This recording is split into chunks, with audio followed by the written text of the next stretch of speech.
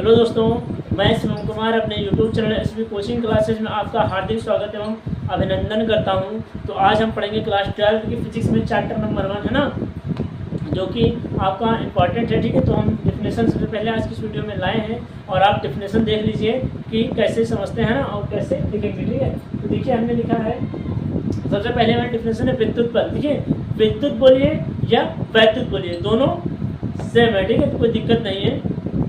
तो हो जाएगा विद्युत बल में इलेक्ट्रिक फोर्स। ठीक है, तो दो प्रोटॉनों अथवा इलेक्ट्रॉनों या फिर इलेक्ट्रॉन अथवा प्रोटॉन के बीच लगने वाले बल को विद्युत बल कहते हैं। ठीक है, तो ये हमारी पहली डिफिनेशन हो जाएगी। तो कोई आपसे पूछ ले बताइए इलेक्ट्रिक फोर्स क्या होता है, विद्युत बल क्या होता है, तो आप क्या बताएंगे सर इलेक्ट्रॉन और प्रोटॉन के बीच लगने वाले बल को वैद्युत बल कहते हैं। ठीक है, तो उम्मीद करते हैं कि आपको वैद्युत बल समझ में आया होगा। ठीक है, उसके बाद इलेक्ट्रिक चार्ज क्या है। अभी विद्युत आवेश क्या होता है, वैद्युत आवेश क्या होता है, तो मूल कणों के इस गुण को जिसके कारण इसमें वस्तुओं को आकर्षित अथवा प्रतिकर्षित करने का गुण आ जाता है, उसे हम विद्युत आवेश कहते हैं। अब देखिए आपने बचपन में काफ़ी एक्सपेरिमेंट किए होंगे। एक पेन आपने लिया होगा कॉलेज में, छोटे छोटे क्लासों में जो आप रहे होंगे, है ना, अभी भी करते होंगे क्लास 9th 10th में। तो अब आप लोग क्या करते हैं, मीन्स अपने पेन को अपने बालों में रब करते हैं, घिसते हैं और उसी पेन से आप अपने कागज़ को चिपकाते हैं। तो आप देखते हैं कि घिसने के बाद में कागज़ क्या होता है, चिपक जाता है। ऐसा क्यों होता है, क्यों?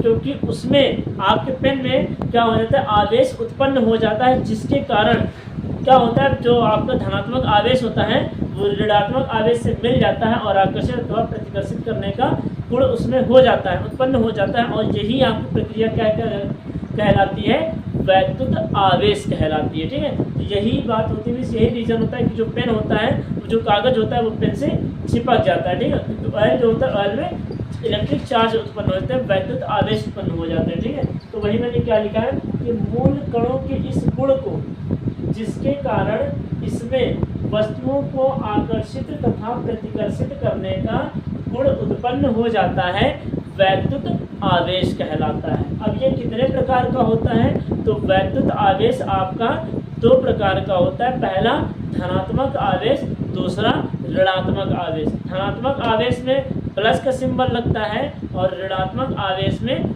माइनस का सिंबल लगता है। ठीक है, ये सब चीज़ें हम आपको आगे बताएंगे। फिर क्या है वैद्युत क्षेत्र, मैंने लिखा है वैद्युत क्षेत्र क्या होता है, किसी आवेश के चारों ओर उपस्थित वह क्षेत्र जिसमें दूसरा परीक्षण आवेश लाने पर वह आकर्षण अथवा प्रतिकर्षण बल का अनुभव करता है, वैद्युत क्षेत्र कहलाता है। ठीक है, तो ये आपकी डिफिनेशन होगी। एक बार फिर से रिपीट कर लेते हैं, क्या है, किसी आवेश के चारों ओर उपस्थित वह क्षेत्र जिसमें, है ना, जिसमें दूसरा परीक्षण आवेश लाने पर वह आकर्षण अथवा या तथा प्रतिकर्षण बल का अनुभव करता है, वह आपका वैद्युत क्षेत्र कहलाता है। ठीक है, तो ये रही आपकी डिफिनेशन, है ना, और ये आपका थोड़ा सा आज के लिए डेमो था, मान लीजिए बस नई डिफिनेशन है ना, बाकी है तो आपकी बहुत सारी, फिर वो हम आपको नेक्स्ट वीडियो में प्रोवाइड करेंगे। तो आज की इस वीडियो में बस इतना ही, है ना, और उम्मीद करते हैं कि आपको डिफिनेशन समझ में आई है। और अगर आपको आई तो आप नोट्स बनाते चलिए, है ना, स्क्रीनशॉट ले लीजिएगा और नोट्स बनाते चलिए प्रॉपर, है ना, ताकि आने वाले 2026 बोर्ड एग्जाम में आप अच्छे नंबर प्राप्त कर सकें। ठीक है, और अभी से धीरे धीरे आप पढ़ते चलिए ताकि जब आपके बोर्ड एग्जाम आए तो आपको ज़्यादा प्रॉब्लम ना क्रिएट हो ना। आप पढ़ते रहिए और उम्मीद करते हैं कि आप पढ़िए अब अच्छे से, और उम्मीद करते हैं कि डिफिनेशन समझ में आई होगी। तो आप इसका स्क्रीनशॉट ले लीजिए और मिलते हैं नेक्स्ट वीडियो में। Thanks for watching this.